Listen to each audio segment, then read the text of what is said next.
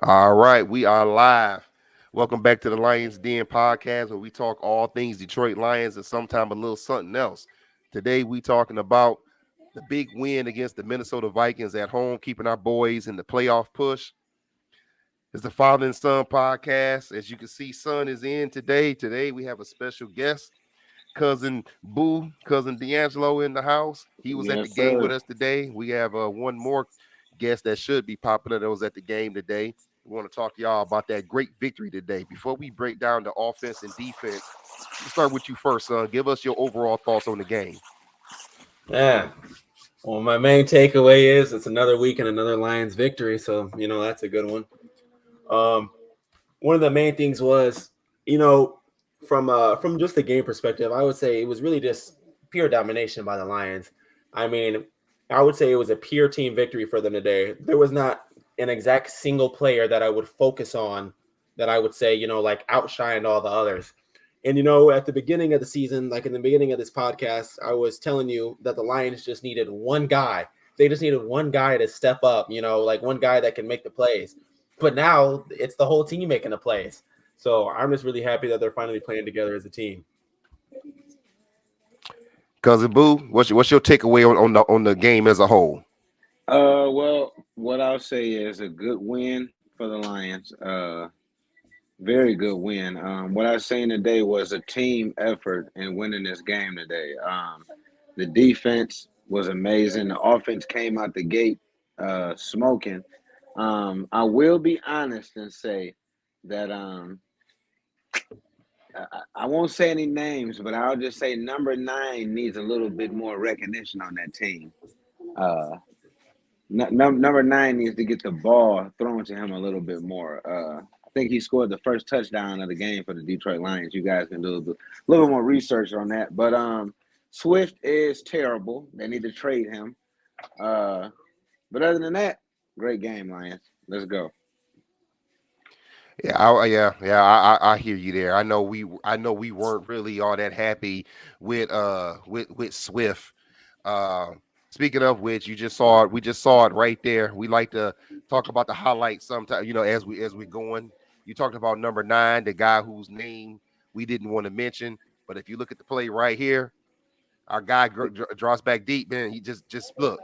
Speaks Number for three, itself. number three, just jogging, just knew he wasn't even gonna catch him. First catch, first touchdown. I thought that was big, and that actually set the tempo. All right, let's break down. Let's start with the offense first.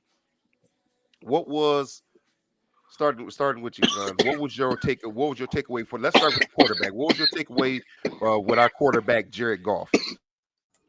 Man, Jared Goff has grown from a game manager to, I mean, we got to be real. He's debatably a top 10 quarterback in the league these past 5 weeks.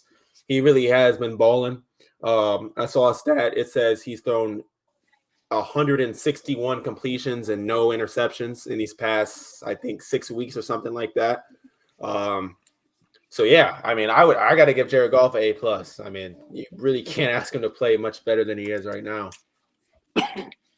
Yo, go, cuz. A plus for me as well, man. He controlled the offense. He read the defense well. Um, he looked good in the pocket. He did. He's not a scrambling quarterback, so you can't ask too much out of him when it comes to that. Um, I feel like that if they just added one more piece in the backfield, that it'll give them a little bit more leeway and open them up a little bit more. But A plus for me as well tonight. Big golf, man. Not the little one. Big golf tonight. Big golf.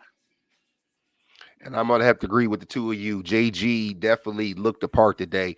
He's looked the part for a while now, and I think that every week he's been quieting down everything we're hearing about how they need to add another quarterback, how they maybe need to go for a young quarterback. And we see number 39 right there try to take JG's head off right there. I think that he's showing every week that he's capable of being the guy. Let's move on to the running y'all favorite topic, the running backs. Let's move on to the running back position. Starting with Swift, and we can talk about the other two backs, Williams and Jackson. Go ahead, son. What did you think about the running backs? What grade do you give them in today's game? I mean, I guess if I gotta be honest, the running backs got a solid D minus. Really, to be honest, none of the running backs really did very much today. I don't know if that's because, I mean, if we're being real, the Vikings do have Daniil Hunter. I didn't exactly hear his name, but that doesn't mean he wasn't balling out there. So that could have been some to do with why the running game wasn't working. But like I said, I don't know if it's that the line wasn't getting as much push as they normally do, or if it really was just the running backs were struggling.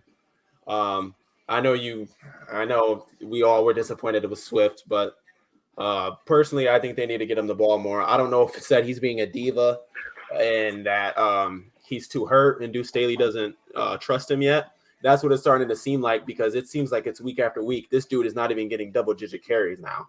So Yo, go, Cuz. I'll give him a strong D minus, man. That was one of the points I was making earlier when I said that if they added one more piece to their offense, they'll be even better than they are now. Their running game isn't a threat. Um, so you really don't have to focus on it. I really feel like they should just get rid of Swift, man. Honestly, we talked about that earlier. You can probably deal him off and find something good in the draft, possibly. But if you get, say, don't even have to, you don't have to have a superstar. But if you get somebody decent to whereas um, it could put some fear in the defense heart. They don't fear the Lions running game. Nobody. And I'm gonna have to agree with the two of you. I'm gonna give them a D as well.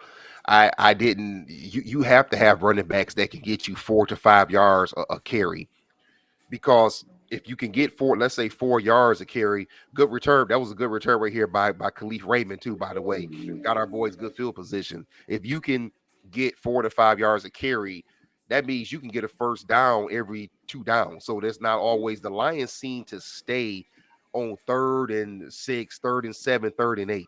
It shouldn't be that way with a good running game. As much as I like DeAndre Swift, and I'm picking on him because he should really be the main dude on the team getting the carries. I just think that it's not going to happen. I think Deuce Staley knows that as well. Let's move on to the receiver. Speaking of receivers, DJ Chark right there just caught a touchdown. Go ahead, son. What do you think about the receivers today? I mean, I would have to say the receivers pretty much look the best they have all year, along with Jared Goff. Um, they were all balling. DJ Chark had a career game. I don't know if Josh Reynolds did, but I'm gonna have to guess that he probably had close to. When I say career game, I mean in their tenure with the Lions. So I would say Josh Reynolds and DJ Chark probably both had season highs today. So I was pretty happy with them. And Amon-Ra St. Brown is starting to just become a consistent target. So Yo, go, Cuz. Great game for the Lions receivers. Very good game. A few drops, just I guess anxious, running before they got the ball. But other than that, it's a hell of a game, man. I had no complaints. I had no complaints. Spreaded the ball out evenly. Uh, a good game, man. Good game. All right, and then let's move to the big boys up front, the old line. Go ahead, son. Take it away. What you think about the old line today? I guess I'll give him. Well, now that I'm thinking, I don't think Jared Goff got sacked. Um, but no, oh, we might have got disconnected. But I thought they looked all right. I give them a B plus just because the running game was pretty weak. But like I said, I don't think Jared Goff got sacked, and the pass game was amazingly strong. So I gotta still give him a decent grade.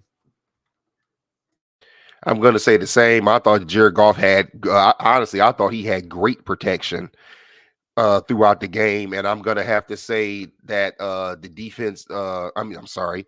I'm going to have to say that the old line definitely did his thing, keeping him protected, keeping him clean, keeping him, keeping him being able to they kept Jared Goff with enough time, in my opinion, plenty of time to get the plays off. So I'm actually going to get an offensive line A minus today.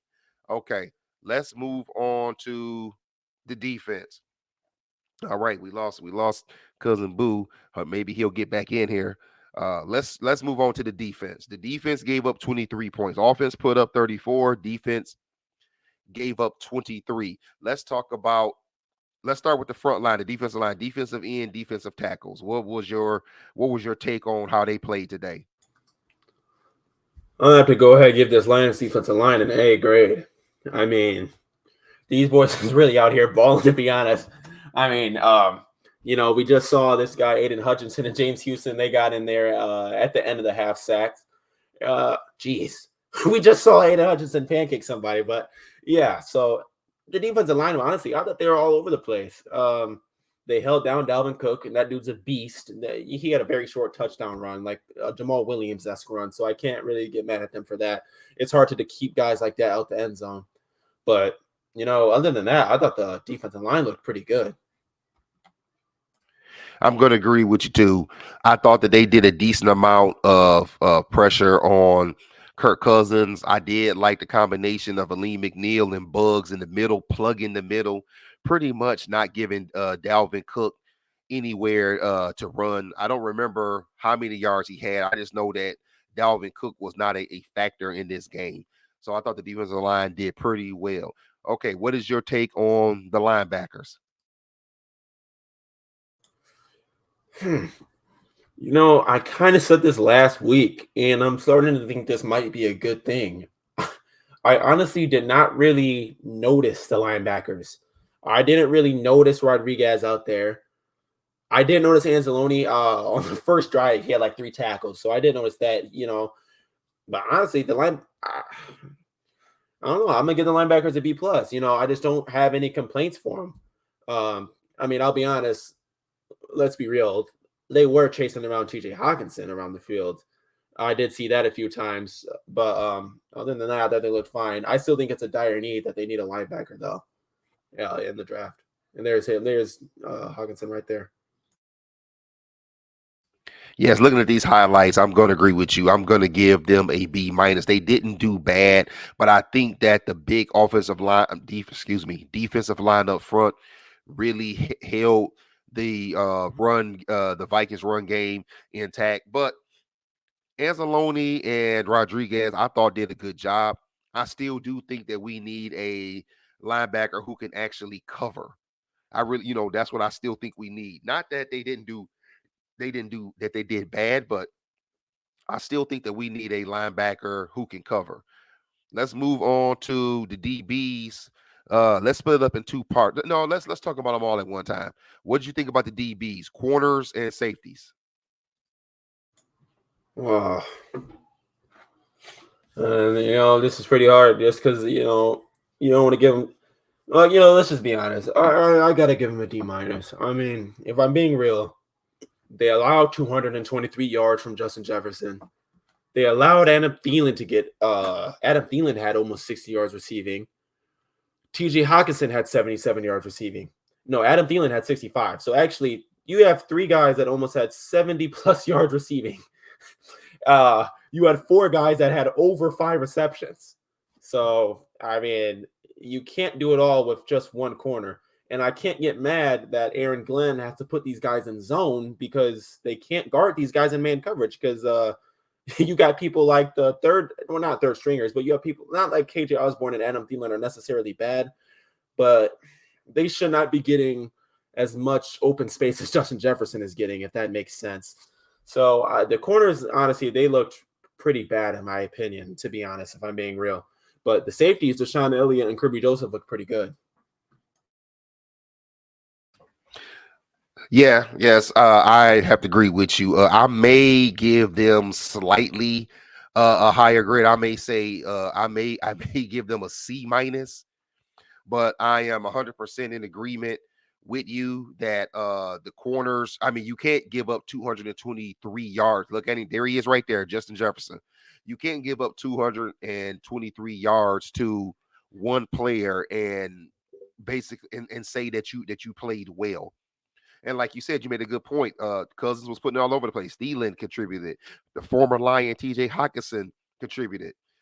Kevin Osborne, who I think is about to catch well, maybe not right now. I know somewhere coming up here, he caught a touchdown. And there's our D line doing their things again. There's Bugs and Hutchison getting in and getting another sack, getting a decent amount of pressure. Pressure right there. Look, Kirk Cousins had to throw it away. But our DBs is something that's going to need work. We talked about this after the game that definitely our boys have to look at drafting free agency. They have to get another corner to go along with Akuda because a lot of the plays that Jefferson was cooking on, to be honest, was when Akuda wasn't on him. So there we go. And then let's talk about the special teams. And I really want to talk about our kicker Badgley because he did miss a field goal. Fox did his thing. Our punter. What did you think about the anything you want to say about the special teams? Oh, I'm sorry. I'm sorry. And that would include Khalif Raymond on kick and punt returns. Yeah. Um, just because of the Cleve Raymond part, I give them a B plus. I mean, I I don't remember how long that Badgley field goal. Oh, well, here it is, right here. 41-yard attempt that was shortened to the left. You know, we're saying it not, or did he bang that home? Okay, well, I stand corrected. He actually banged that home, so he just redeemed himself right in front of me. But yeah, I'd give him a C plus overall. Khalif Raymond had a few good returns. I would say he looks a lot more comfortable back there than he did at the beginning of the season. At the beginning of the season, I really didn't think he was that dangerous of a returner at all. But now, I'm a clone now. I wouldn't be surprised if Khalif Raymond takes one back eventually. It's starting to look like he could break that off just because I really noticed how shifty he was today and how hard he actually was to tackle. Um, Jack Fox, that boy is always balling. We saw that in person today. He was kicking some booming kicks. So I have to agree with you. I'm going to give the special teams a B only because Badgley did miss a kick earlier. I forget which quarter it was in, but he did miss a kick earlier. And we know that this could sometimes come down to kicks. Jack Fox did his thing, punting, you flipping the field, and I do like Khalif Raymond at kick and punt returns in the way that he is, and that's Osborne right there, and that is on Mike Hughes. The way that Khalif Raymond is running. Yeah, he may return one before the season is over. All right.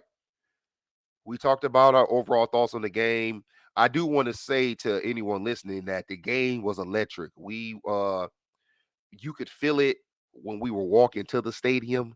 That you could feel electricity. You could feel the Lions fans feeling the victory. You could feel that the Lions fans are ready for the playoffs, are feeling the playoff push. Listen, we're not even saying honestly the Lions are gonna make the playoffs.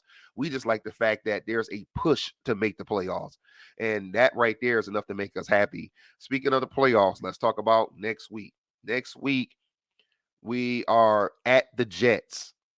In my opinion, a must-win game against a Jets team that I think lost today. So now they're on a two-game skid. But in my opinion, it's a must-win game. What's your thoughts on our game next week against the Jets? What do we need to do to win? I've said this. It's another thing that I've said a few weeks in a row now, and I think that we just have to start to admit it. The Lions are a top 10 team in football, and honestly, I think they just need to play how they've been playing, and they would definitely beat the Jets. Like I've mentioned several times, I don't think the Lions have been at full strength ever since they played the Eagles. I thought that was the most complete Lions performance. Today was the second most complete Lions performance.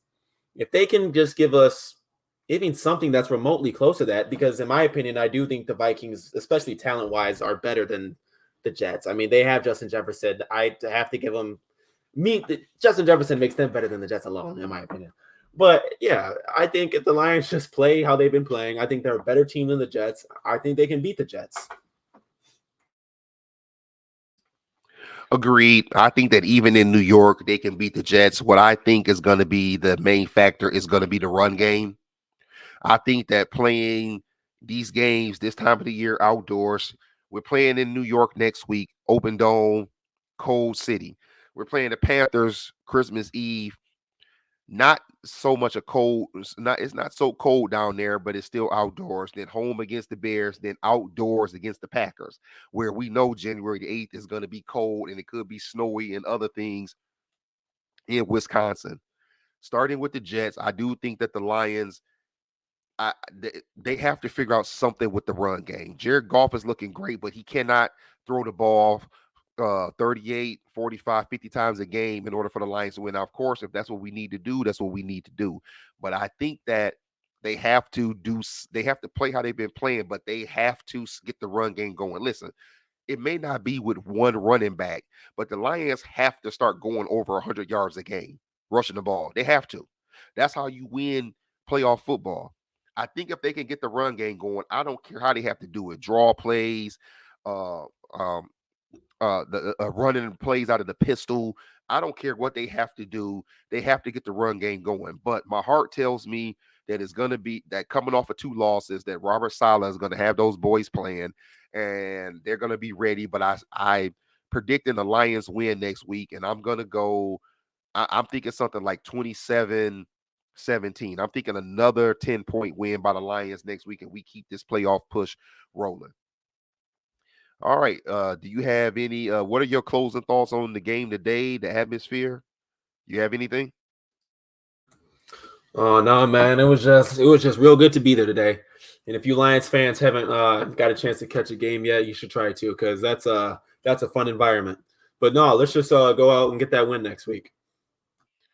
All right. Well, that's all we have on this game. We had one of our guests in, one of our family members who went to the game with us. The other one never got to show up, but maybe in the future we can have them join in. It's good to have some more Lions fans in talking Lions football.